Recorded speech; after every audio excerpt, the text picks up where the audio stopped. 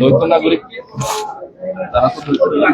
না আমি না আমি আমি মনে করি, দেখেন খেয়াল করে দেখতে হবে, আমাদের বাংলাদেশের সংবিধান 1972 সালে যখন প্রণীত হয় তখন কিন্তু দ্বিনাগরিকত্বের স্বীকৃতিটা তখন কিন্তু ছিল না। তখন বলা ছিল যে অন্য দেশের প্রতি আনুগত্য যিনি প্রদর্শন করেছেন, নাগরিকত্ব নিয়েছেন, তিনি আর প্রার্থী হতে পারবেন না। 2011 সালে পঞ্চদশ সংশোধনীর মাধ্যমে আমাদের সংবিধানের সংশোধনী আনা হয়ে দ্বিনাগরিকদের ক্ষেত্রে এই সুযোগ দেওয়া হয়েছে যে ওই যে দ্বিনাগরিকদের যে বাধা, অন্য দেশের নাগরিকদের যে বাধাটা থাকবে না, তিনি মনোনয়ন পত্র জমাদানের পূর্বে যদি ওই দেশের নাগরিকত্ব ত্যাগ করেন। আমরা যে কেসগুলো দেখেছি প্রত্যেকটা ক্ষেত্রেই তারা মনোনয়ন পত্র জমাদানের পূর্বেই ওই দেশের নাগরিকত্ব ত্যাগ করেছেন।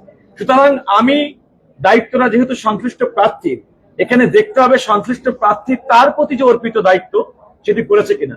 যেমন আমি ভিন্ন একটা দেশের নাগরিকত্ব গ্রহণ করলাম, যে মুহূর্তে আমি পরিত্যাগ করলাম, এখানে আমার কিন্তু আর কিছু করার থাকে না। এটা হচ্ছে ওয়ানের মধ্যে গুলির মতো, আপনি একবার গুলি ছুটছেন ও আর ফেরত আনা যাবে না।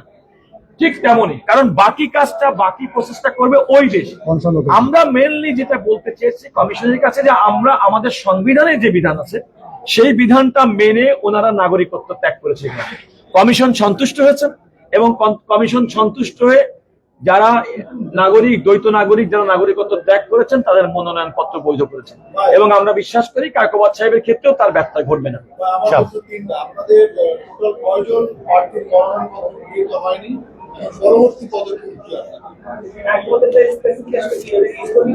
না না না জনাব কায়কোবাদ সাহেবকে তো রিটার্নিং কর্মকর্তা বৈধ করেছিলেন, তিনি এখনো বৈধ। সে তার বৈধতাকে চ্যালেঞ্জ করে একটা আপিল করেছিল। সেই আপিলের উপরে অন্যান্য সবাইকে যেভাবে দ্বৈত নাগরিকরা বলতে একই প্রক্রিয়া উনি সম্পন্ন করেছেন। ওনারা অভিযোগ তুলেছেন যে টার্কিশ গভর্নমেন্টের যে প্রক্রিয়ায় করা হয় সেই প্রক্রিয়াটা উনি অনুসরণ করেন, কিন্তু ওনাদের প্রক্রিয়াগত একটা সমস্যা, সেটা আমরা বলেছি যে এখন ডকুমেন্টে দেখা যায় he is no more Turkish citizen, তিনি গিভ আপ করেছেন, উনি আর টার্কিশ সিটিজেন দেখিয়েছেন। আমি এই কমিশন কর্তৃক বিএনপির 3 জন প্রার্থীটা বাতিল হয়েছে বলে, আমি যেহেতু আপনারা খেয়াল করে দেখেন প্রথম দিন থেকে এই পর্যন্ত পূর্ণাঙ্গ সময় এই কমিশনে আমি শুনানির সভাপতি ছিলাম এবং আমার সামনে শুনানিগুলো হয়েছে বলে আমি প্রথমে তথ্যভাবে দেখেন, এটা তো সম্পূর্ণ ওই ব্যক্তির সিদ্ধান্ত, এবং আমি তো এই মুহূর্তে তাদের মতামত না নিয়ে, আমি যেহেতু আইনজীবী, আমার তার মতামত না নিয়ে তো আমার পক্ষে কোনো মতামত গ্রহণ করা সম্ভব না, সেটা সম্পূর্ণ তার উপর নির্ভর করবে। Thank you very much.